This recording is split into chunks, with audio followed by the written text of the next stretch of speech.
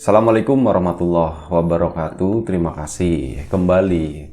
Terima kasih lagi buat kawan-kawan yang udah datang, udah mau mampir di channel Riam Biru ini. Dan seperti biasa, semoga nggak bosen ya. Di sini ada kami berdua, ada Biru di sini, ada Bro Ayung juga di sini yang mau berbagi cerita. Kemarin kita sempet lama nggak upload ya, karena emang kondisi nggak fit juga gitu kan waktu itu.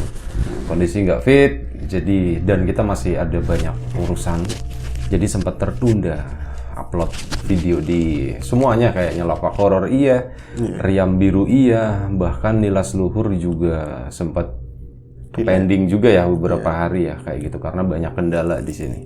Ya, intinya seperti itu, kita tetap semangat di sini. Tetap semangat ngejalanin hidup, tetap semangat bikin konten, tetap semangat pengen ngehibur kawan-kawan semuanya, berbagi info kayak gitulah.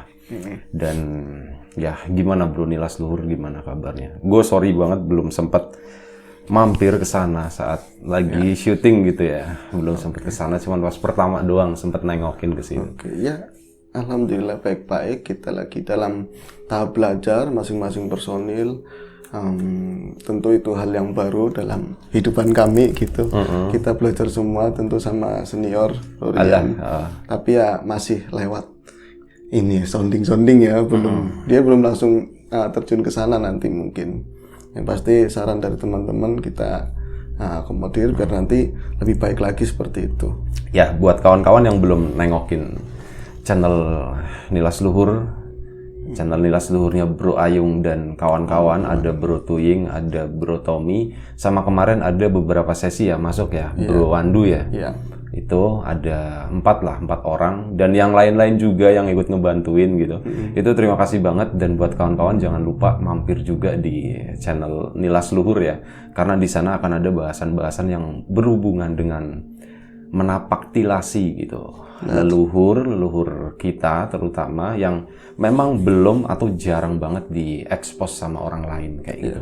Intinya kayak untuk berbagi informasi aja dari sesuatu yang mungkin nggak terlihat, sesuatu yang halus, sesuatu yang boleh dibilang gaib kayak gitu, yang nggak kelihatan gitu, yang mungkin nggak kecantum di literatur manapun. Dan ya beberapa informasi juga memang kalau memang ada dari literatur itu akan diambil dari situ juga. Nah, intinya kayak gitu. Ini sepintas Nilas Luhur aja, anggap aja ini promosi ya gitu. Benar. Emang iya kan? Anggap aja ini promosi, nggak apa-apa ya kawan-kawan ya. Nah, balik lagi Bro ke Bro Ayung. Seperti biasa, lu kan ya tugas gue di sini kan cuma ngebuka, nemenin sama nutup gitu ya. Gimana Bro? Waktu dan tempat dipersilahkan Bro. Baik, terima kasih untuk Pak Riam atas waktu dan tempatnya. Assalamualaikum warahmatullahi wabarakatuh. Bismillahirrahmanirrahim. Terima kasih untuk kawan-kawan Riam Biru. Terima kasih ya untuk kalian semua yang masih terus mantengin Riam Biru ya. Semoga teman-teman selalu diberi kesehatan, kebahagiaan kapanpun dan kapanpun dimanapun saatnya. Ini langsung aja Bro. Sebuah cerita kisah baru kami dapatkan kebenaran makin kesini agak kami itu siapa Bro? Aku teman-teman di Nilas Luhur kayak di Niluh ya, di Niluh gitu, karena memang berhubungan sama mereka juga nantinya. Jadi ini baru ya sekitar seminggu yang lalu lah. Oke, ini kisah tentang seorang gadis, sebut saja namanya Sofia. Dia 22 tahun, tapi untuk 2 tahun belakangan ini dia itu sama sekali tidak pernah keluar rumah. Jadi rotasinya ya kamar mandi, ruang tengah aja hampir sama sekali enggak gitu. Walaupun ada keramaian, ada tahun baru dan lain-lain gitu. Jadi peristiwa itu terjadi setelah dia itu sepulang. Ada suatu hari dia ketika mendapatkan si Sofia itu pulang dari tempatnya dia belajar gitu di salah satu universitas di Wetan sana gitu. Terus akhirnya dia pulang dengan perangai yang berbeda, dan seperti itulah sampai 2 tahun. Gitu. Berarti dulu pas kuliah itu masih belasan ya? Iya. Masih 18, 19. Ya baru banget lulus SMA langsung kuliah gitu. Dan dari penampilannya juga ada perubahan yang sangat drastis. Dulu kan dia pakai pakaian bebas, ya lumrah lah begitu. Tapi setelah dari sana dia itu benar-benar semua tertutup dan aneh, pakai semua serba hitam semua. Semua serba hitam, telapak tangan juga ditutup pakai hands glove ya, ada juga kaos kaki. Nah, dan dia juga yang paling aneh lagi, dari dulu dia sosok yang penceria, anak Umi, anak Abi, begitu kebanggaan. Dia juga anak yang cerdas, gadis yang cerdas, tapi setelah dia pulang dari sana itu jadi pemurung, pendiam, ada rasa takut yang apa ya, dia kayak ada ketakutan yang tanpa alasan menurut orang tuanya gitu. Mereka nyelidik, diajak ngomong juga nggak bisa, dia nggak ada alasan yang bisa diterima sama orang tuanya gitu kan. Akhirnya dengan kesehariannya dia yang seperti itu kan jadi beban buat orang tua. Mereka mulai berobat secara medis, tapi nggak ada jawaban yang memuaskan. Akhirnya ke alternatif dengan metode doa dan lain-lain juga. Sorry, sakitnya itu apa sakitnya? Kalau dibilang sakit lebih ke mental lebih. Oh, kayak depresi kayak gitu Kayak ya. depresi, Mentalnya bukan gila, bukan. Iya, nggak sakit, ada gangguan di itunya lah. Maksud gue bukan penyakit apa gitu ya. Itu enggak. Nah, ini yang lebih spesifik lagi, dia itu apa ya yang lebih menjadi beban orang tuanya begini, Pi. Dia itu merasa dia selalu kotor. Dalam artian gini, kalau pagi mandi gitu, itu nyampe 3 jam. Itu di kamar mandi, keran itu nyala terus. Kalau dimatiin dia marah-marah. Itu harus posisi on, nyala terus. Itu nggak ada suara gebiar-gebir, itu jarang-jarang. Tapi 3 jam di kamar mandi kayak gitu. Nanti misalnya pagi jam 6 kawan-kawan dia mandi, terus nanti selesai sekitar 6, 7, 8, ya jam 9 baru kelar. Nanti dia di kamar, udah nggak ngapa-ngapain di kamar, orang tuanya nggak boleh lihat. Nanti setelah wayahnya waktunya duhur, dia itu alih-alih mau wudhu, itu mandi lagi. Mandi lagi itu sekitar 2 jam. Jadi duhurnya, lohornya itu ketemu jam 2. Itu posisi keran nyala juga. Nah, setelah jam 2 itu dia keluar, dia laksanain sholat duhur, disambungin ke asar, begitu, disambungin ke maghrib. Jadi posisinya selalu pakai mukena seperti itu. Nanti kalau misalnya dia pipis, ada hajat pengen begitu, dia tuh kadang-kadang teriak gitu, orang tuanya dengar teriak, wah kayak marah, wah kayak gitu, dia nggak nerima gitu, kenapa aku harus pipis gitu kan. Terus ada suara pintu yang ditabrak begitu, dia keluar, kadang kan orang tuanya, kamu gimana sih, aku nggak mau, seharusnya aku nggak pipis gitu kan. Ya orangnya pipis, kamu gimana sih, tinggal pipis aja mau sholat lagi gitu. Enggak, aku kotor kayak gitu. Itu mandi lagi.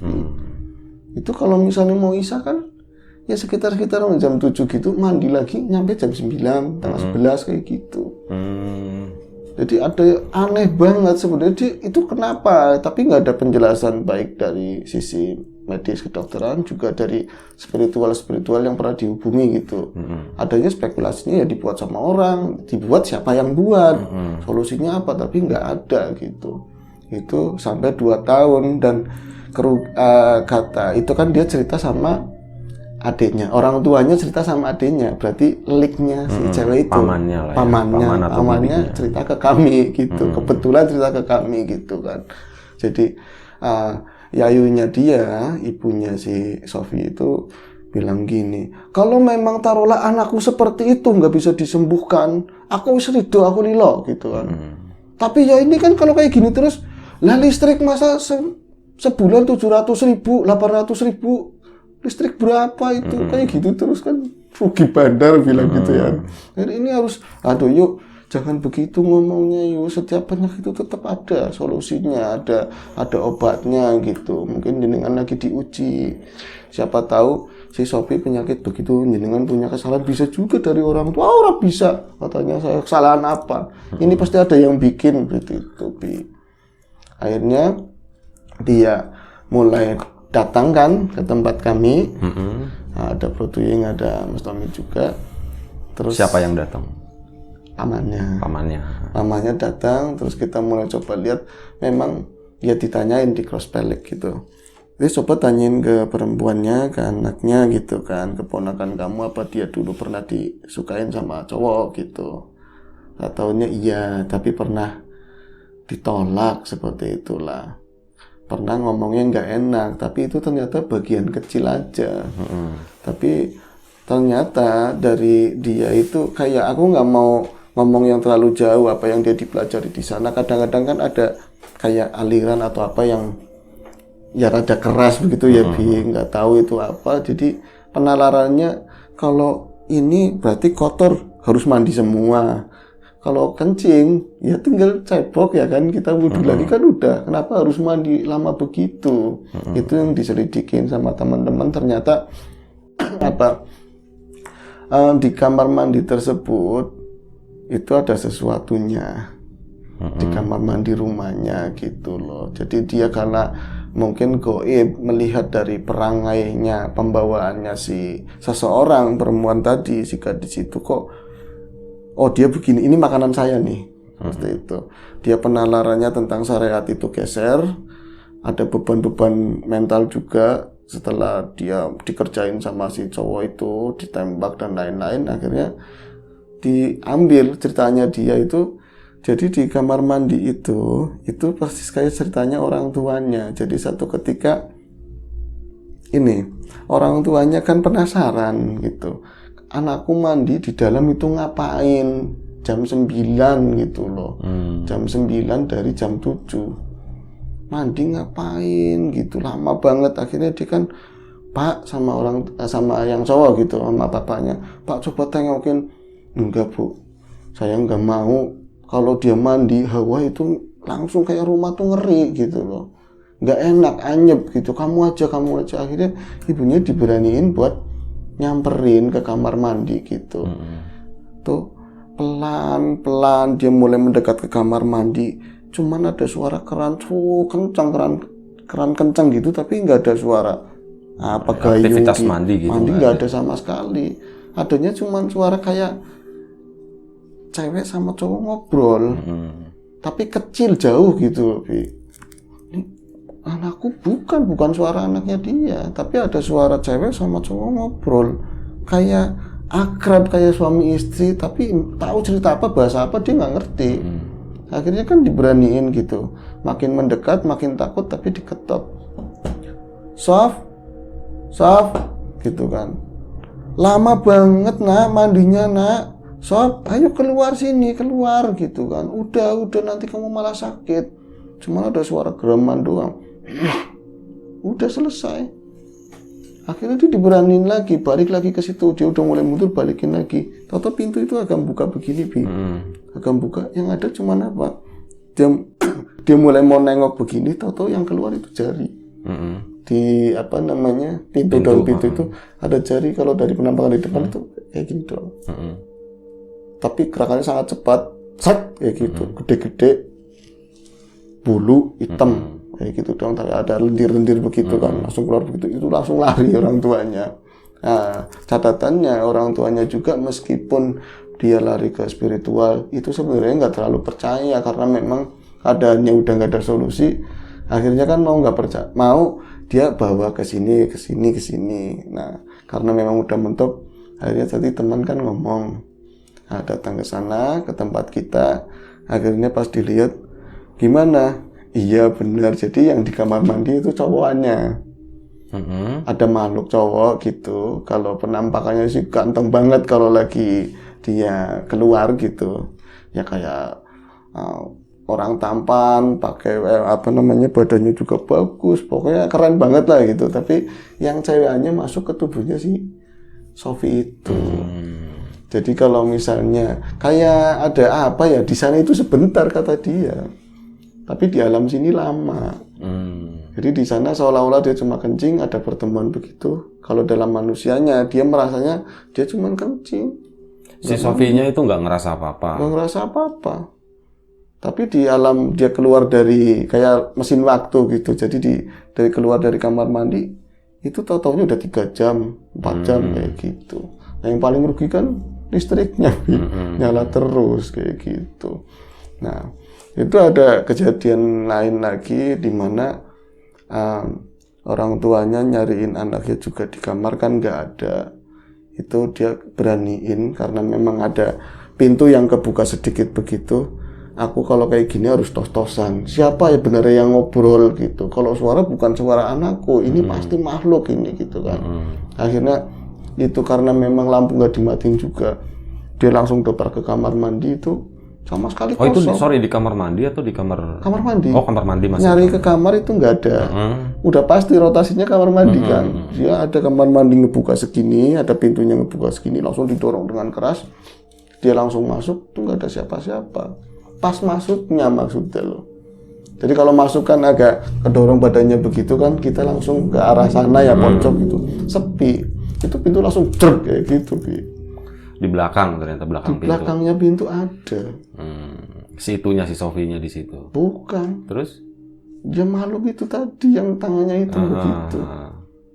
Tapi posisinya cuman menunduk kayak gini katanya. Cuma nunduk, dia bulu tapi agak berlendir begitu. Akhirnya kan dia malah teriak sampai pingsan di situ. Itu siapa? Ibunya nyari begitu. Akhirnya kan karena memang dia percaya nggak percaya, tapi pamannya yang lebih peduli, udah yuk pokoknya jenengan ikut aja ke tempat teman saya kayak gitu, kita cari solusi bareng-bareng, jangan putus asa gitu. Nah sampai ceritanya hari ini aku cerita itu, alhamdulillah untuk yang di dalam ini udah dikeluarin. Tapi yang paling susah itu mengembalikan mindsetnya, mentalnya itu. Jadi pemahamannya dia tentang syariat, tentang ya tadi hukum-hukum itu udah agak melenceng begitu. Nah itu jadi sekarang yang tentang itu jadi PR-nya mereka. Jadi harus ada dukungan, harus dilurusin lagi pelan-pelan seperti itu. Untuk kayak gitu, Bi. Terus? Iya.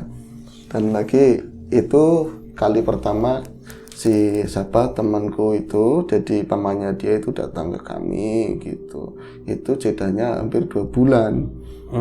Kirain kami udah nggak ada masalah, ya kan? Karena memang udah diberesin. Tahu-tahunya kemarin malam datang lagi ke rumah, ke sana. Dia bersama ibunya. Tadinya kan ibunya nggak mau datang karena nggak percaya lah kayak gitu. Setelah banyak yang dia alamin 1 kali 2 kali, akhirnya dia main ke sana. Itu aku duduk di luar di tempatnya Bro Tommy. Kebetulan Bro Tommy, Mas Tommy lagi ada acara tahlilan. Yang nemuin kan istrinya, karena perempuan sama perempuan kan di dalam gitu kan. Nah itu aku juga rada hati-hati, jangan-jangan ibu itu buka kan, takutnya istrinya juga masuk ke dimensinya dia gitu loh, ada ya benturan begitu kan. Tahunya ngobrol itu mereka berdua, aku sama si yang bawa itu kan, pasti nggak lama itu ada sosok yang hadir. Pertamanya itu di depan ada rasa sense di mana itu jadi dingin dan lain-lain. Itu ada sosok yang hadir di depan, itu sosok yang ganteng banget, dibilang ganteng banget. Dan dari dalam bilang gini istrinya ini kan, Mas, ada tamu kayak gitu katanya. Ada tamu itu.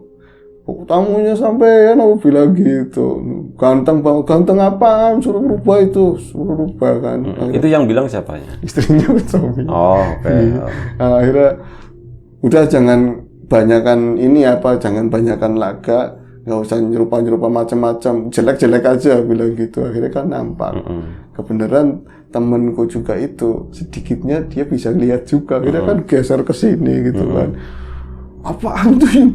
Ya itu kalian itu kan udah dikasih tahu, ternyata ini belum sembuh benar. Jadi si perempuan tadi, ponakanmu itu harus selalu didampingin, jangan dikasih diem aja, maksudnya kurang perhatian gitu loh. Karena kejadian yang kemarin itu kan dia mungkin ngalamin apa di tempat kuliahnya sama teman-teman, apalah kita nggak ngerti. Kamu keluarga itu sering ngedukung, sering nemenin biar ada teman cerita. Ini kan akhirnya terulang lagi dengan power yang lebih kuat kayak gitu, Bi. Itu akhirnya ya dari bentuknya tadi yang cowoknya itu ya semacam genderuwo lah bilang gitu. Cuman genderuwonya rada unik, biasanya cuman bulu ada mata merah, caling begitu. Ini agak ada lendirnya gitu. Apa mungkin kalau kita ngelawaknya ini genderuwo air apa gimana gitu loh. Karena di ngileran iya itu. Wowonya ngileran. Yang cewekannya juga enggak jauh beda gitu. Makanya ini. Nah, pas malam itu yang datang 1 atau 2? 1. Cuman 1 si wowonya itu. Iya, yang cewek ada di sana sih, yang di yang di tempatnya Sofia itu ya. Sofianya. Akhirnya ya singkat cerita Mas Tommy pulang bawa berkat itu kan. Bawa cangkingan. Ngapain dia kan lagunya begitu, ngapain ke sini lagi gitu kan.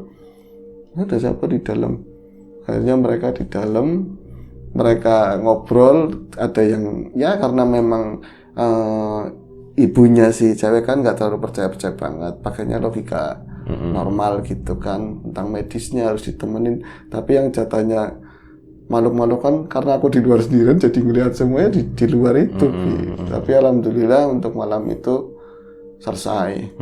Tapi lagi-lagi ya mental itu yang harus inilah gitu, harus di recovery untuk orang tuanya PR sama saudara-saudaranya kayak gitu. Itu mereka datang kan habis maghrib, benar-benar habis maghrib. Aku sendiri niatnya sama teman-teman karena memang ada yang mau diambil adegan buat nilas luhur. Sebelum teman-teman yang lain datangnya pagi-pagi, dia bilang gitu, agak sorean maksudnya gitu. Akhirnya aku datang ke sono pas ketemu teman yang bawa kasus itu kan. Nah itu ada yang terlewat tadi, emang sengaja tak ceritain nanti di perjalanan. Di perjalanan itu ngalamin beberapa hal supranatural. Itu kan ngelewat, kayak kamu pernah lewat itu kan ada kebun tebu.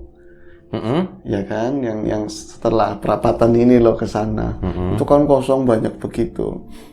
Jadi si temanku itu ngerasa motornya itu ini pas mau ngetek nilas luhur atau mau ngetek? Enggak, aku mau ngetek dia yang bawa ibu-ibu tadi, ibunya Sofi. Maksudnya dia ceritain perjalanannya. Oh, perjalanan dari rumah mau ke rumahnya si Bro Tommy itu. Kenapa aku tak ceritain terakhiran? Karena setelah selesai baru dia cerita tadi lagi perjalanan begini gitu loh. Jadi dia bawa motor kan, kalau misalnya tempat kita kan nyampe Adiwurna ke sana masih banyak orang gitu. Tapi setelah perampatan sigil, aku langsung ngomong seadanya gitu. Dia ke sana itu motor baru, motor sekarang berat banget sampai aku bilang gini, yuk mbak, ininya yang bener sih kalau bonceng. Apa sih yang bonceng biasa aja gitu. Dia itu berapa kali si ibu-ibu itu mintanya pulang terus, kayak dia itu nggak srek gitu loh, nggak srek ke sono, kayaknya mungkin digoda biar nggak sampai ke sono gitu loh Pi. Nah itu pas kalau orang kan kalau duduk begini kan, kalau perempuan kan nyepla apa ya, dia pegangan begini, nyamping. Pas dia ngerasa berat begitu, semakin berat, motor dikencengin gasnya makin berat, kan pegangan ke sini sama tangannya kemari, karena capek, megang bagel. Itu apa sih spoiler apa ya? Bagel. Kalau orang sini orang bagel. Iya itu gue lupa namanya. Iya, ada palangan di belakang buntutnya motor itu yang buat handle pegangan. Karena memang dia kan si yang depan itu, ini berat banget sih yang bener boncengnya. Ngapa sih orang tangan aku di sini? Akhirnya karena dia capek, itu megang ke belakang begitu, mbel gitu loh. Jadi tangannya di bagel itu kan otomatis babet, bahannya itu harus keras. Kok mbel gitu, tapi dipegang diraba-raba begini katanya. Kok iki wulu kabeh, kok lemu gitu. Apa ini? Masih dipikir secara normal, apa yang kan motornya dia sendiri. Apa bapak ngasih boneka, masa boneka ditaruh di situ, tapi kok diraba-raba begini, pating penjuluk gitu. Loh, kok ada panjangannya gitu. Akhirnya kan dia diberaniin begini. Ya Allah, itu dia langsung teriak, ternyata tangan yang dia lihat itu yang di kamar mandi. Di kamar mandi. Akhirnya dia mau loncat jatuh ya takut. Akhirnya dia kan meluk ke adenya begitu kan. Wis mandek ada tangan gede, buri tangan gede, buri gitu itu nggak jelas gitu kan. Terus akhirnya apa sih, dia pas mandek di pertolongan di sana. sebut saja 3 roda gitu ada di situ. Dia mandek di situ. Apa sih yuk? Tangan yang kemarin dulu itu ada di sini, ada di sini. Oh ngaco-ngaco aja orang nggak ada apa-apa. Tapi kan motor berat kan? Iya bener. Itu tahu-tahu di pertolongan itu berdiri, Bi.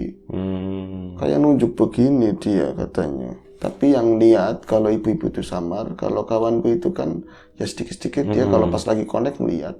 Kayak nunjuk ke mukanya dia begini. Tapi dia ngomong cuma nyeringai. Artinya kalau dibahasain jangan ke sana gitu. Seolah-olah ada message begitu, jangan ke sana. Gue pikir ngomongnya halo guys. Halo guys, masih bersama kami guys gitu ya. Ya, siapa tahu ada bangsa gituan nge-vlog juga ya. Enggak juga sih. Aduh. Terus. Iya. Aku padahal niatnya nggak bercanda loh. Oh iya, sorry. Aku dari rumah tak bener-bener tak kuatin. Aku serius pokoknya. Serius, aku harus serem gitu. Atau ngajakin bercanda ke bawah juga jalan. Oke. Itu akhirnya lanjut.